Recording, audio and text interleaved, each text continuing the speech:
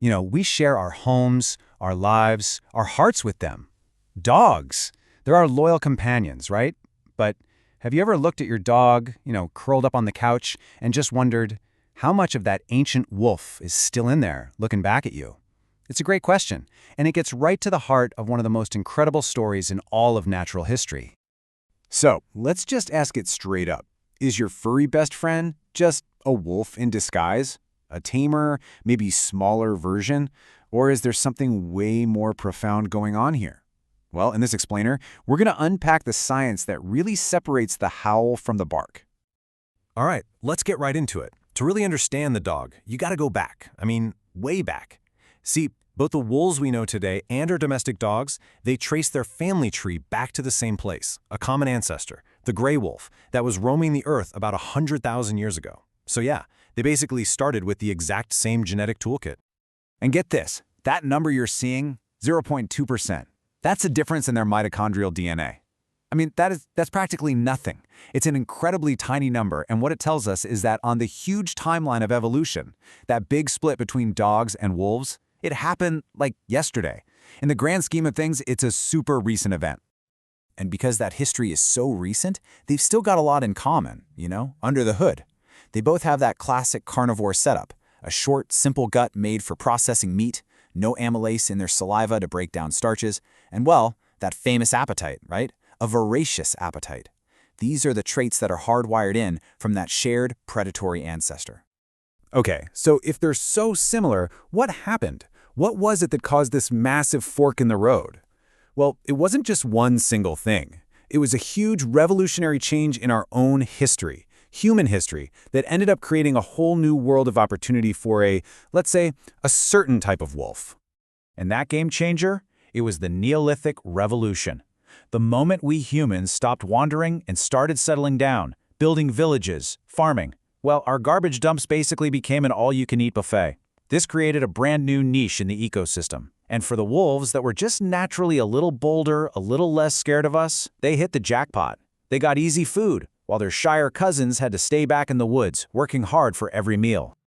And here's a really key point. The trait that nature started selecting for, it wasn't friendliness. Not at first anyway. It was something called tameness. And that's a very specific genetic thing. It's basically a dial down of that fight-or-flight response. We're not talking about training here. This is an inborn lack of fear that just allowed these animals to be near humans without totally freaking out. Which brings us to this really powerful, kind of mind-blowing idea from researchers Coppinger and Coppinger. The quote says it all. We didn't domesticate dogs, they domesticated themselves. Just think about that for a second. The story isn't about us going out and grabbing wolf pups from their dens. It was pure evolution in action. The bravest wolves, the ones who could hack it in our new world, they're the ones who thrived. And over thousands of years, they became the ancestors of the very first dogs. So this is the crucial piece of the puzzle. Evolution was laser-focused on just one single thing, that behavioral trait, tameness.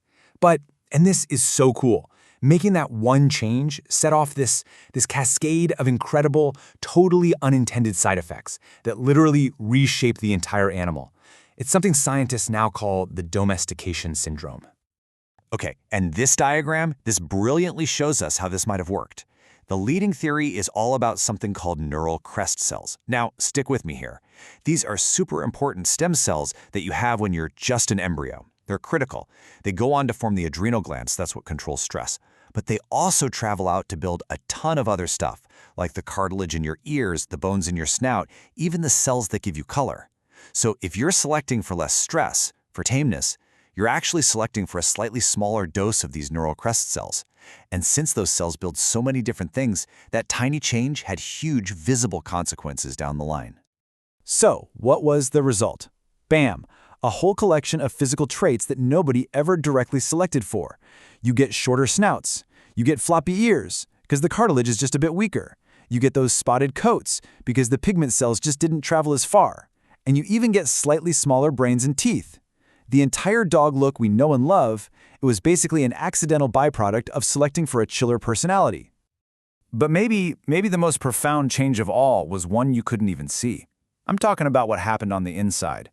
As these proto-dogs started living on our leftovers, their diet totally changed. It went from nearly pure meat to having a lot more starch from our leftover grains, bread, veggies. And this shift, it kicked off an evolutionary revolution deep inside their gut.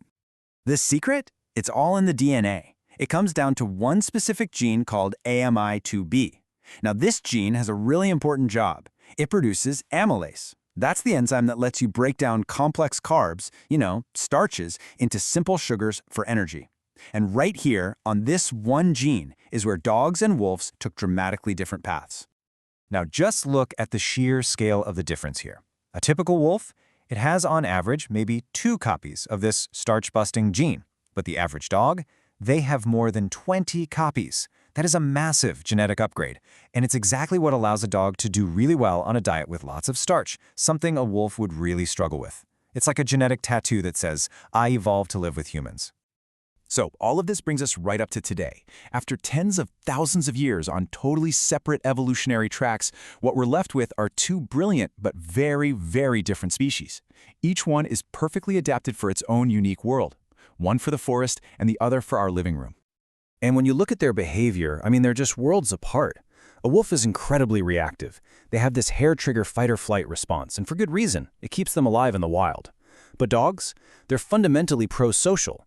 That dialed-down fear response means they actually look for social interaction. And think about play. For a wolf pup, play is serious business. It's practice for hunting and fighting. For a dog, play sticks around for their whole life. It's one of their main tools for bonding with us and other dogs. This difference even goes down to how they think, their social cognition. If you give a wolf a puzzle it can't solve, it'll just keep trying on its own. It's an independent problem solver. But a dog, what does a dog do? It looks at you. It looks to a human for clues, for help. That is a massive cognitive shift. And eye contact. Wolves see that as a threat, something to be avoided. Dogs have literally evolved to seek out our gaze as a way to communicate with us. It's incredible. So where does all this leave us? Well, it leads to one really clear conclusion. Your dog is not a wolf. Plain and simple. It's not a wolf in training, or a starter wolf, or a wolf that just needs a special diet to unlock its inner wildness. No. It is its own unique species, one that has been brilliantly adapted right down to its DNA and its brain for a life of partnership with us. And when you really think about that incredible journey from an ancient predator to the companion sitting right by our side, it kind of forces us to ask one last, important question. If dogs have spent thousands and thousands of years evolving specifically to live with us, to understand us, and yet to depend on us, what does their amazing story tell us about our responsibility to understand and care for them in return?